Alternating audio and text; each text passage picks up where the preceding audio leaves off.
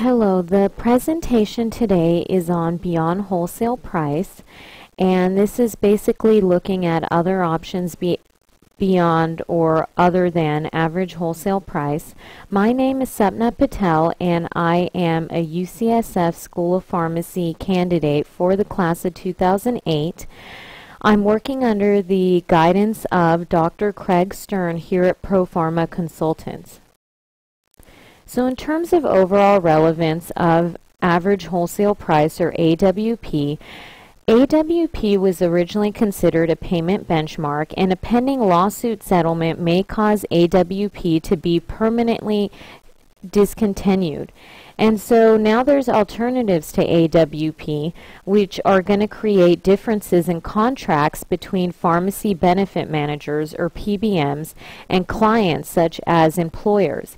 Clients may have increased drug product expenditures as payment benchmarks change, and here at Pro Pharma, consultants must take an active role in learning alternative pricing strategies and how they can be used to help save clients from increased costs.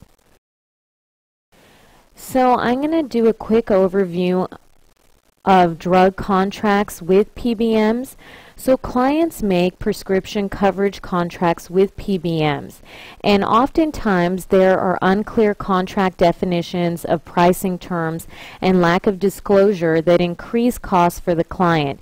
In general, these contracts are difficult to read and hard to understand for a lot of clients, and so PBMs may obtain much higher discounts for drug purchases that do not translate back to the client. Example, they might have higher AWP markdowns. And so in general, contracts need to be clarified to achieve savings with new price benchmarks. So average wholesale price, as I had mentioned in my previous presentation, is not representative of the true cost of the product to purchasers. So several new drug payment benchmarks as alternative options have been introduced or are being used that are more representative of true cost. In general, average wholesale price is considered a markup of the WAC, or the wholesale acquisition cost, so that AWP equals WAC plus 20%.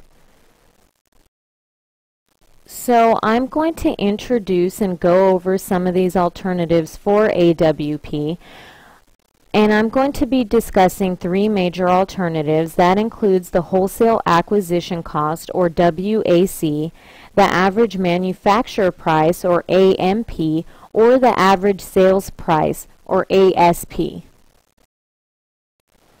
Okay, so the WAC, or wholesale acquisition cost, is often labeled the list price, the wholesale net price, or the book price.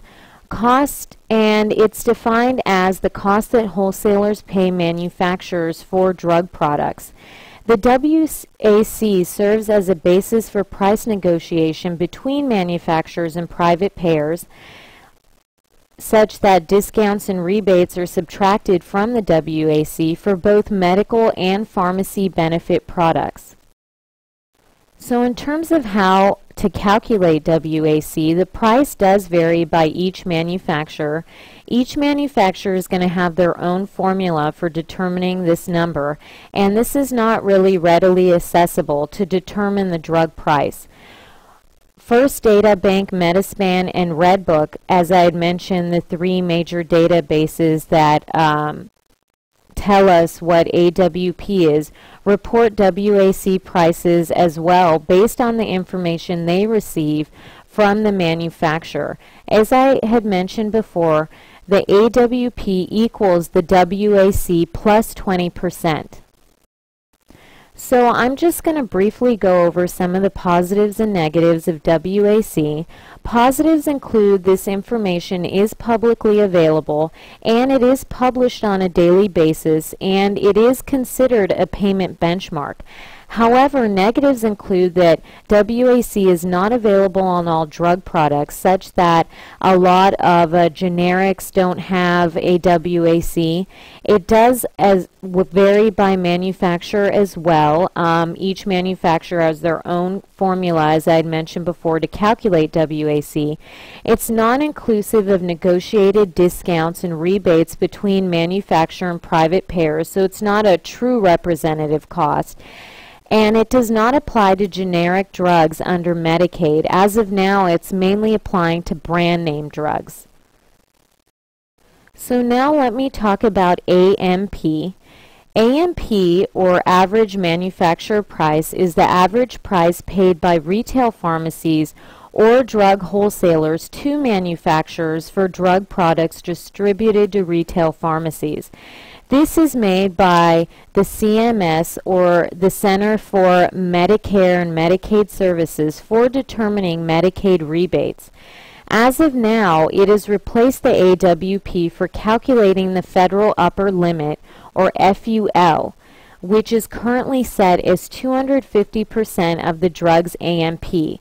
FUL is basically the maximum amount the federal government will pay for state Medicaid funds.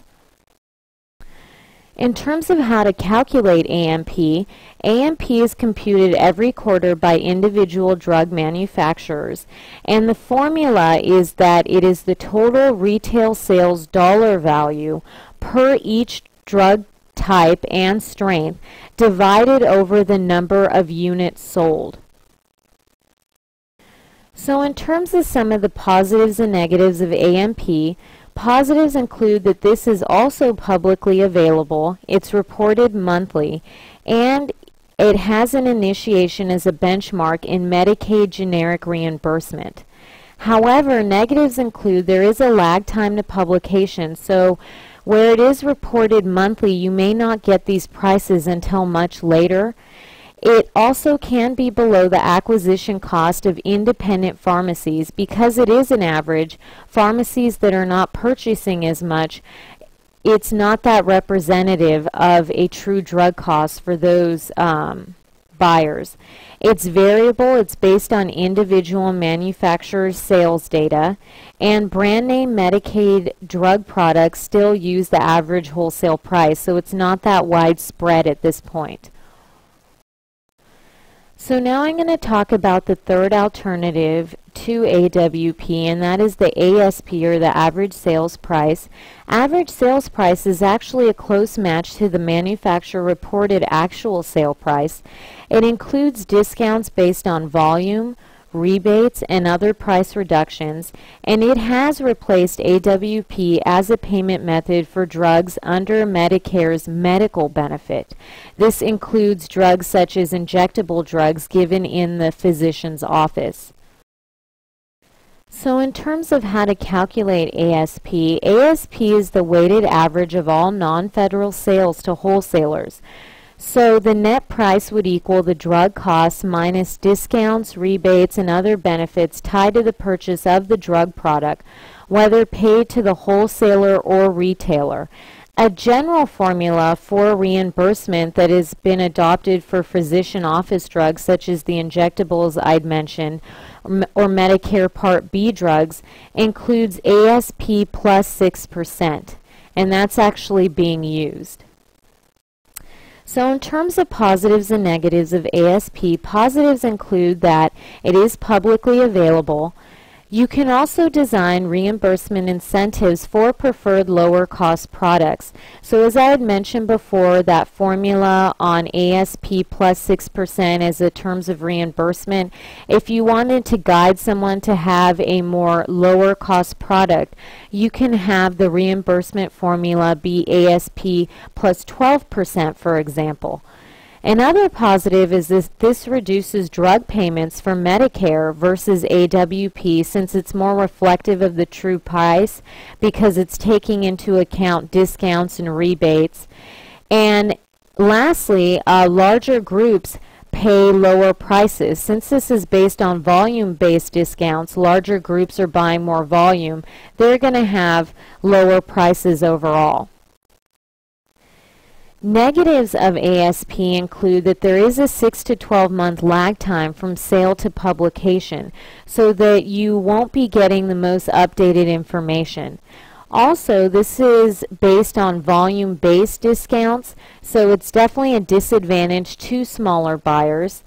There also happens to be a preference for highest cost drug products, and the reason for that is a drug product that costs more, such as if you were comparing a drug product that's $500 versus $100, the reimbursement for the $500 drug, if you're doing, for example, ASP plus 6%, is going to be higher than the reimbursement for the $100 drug.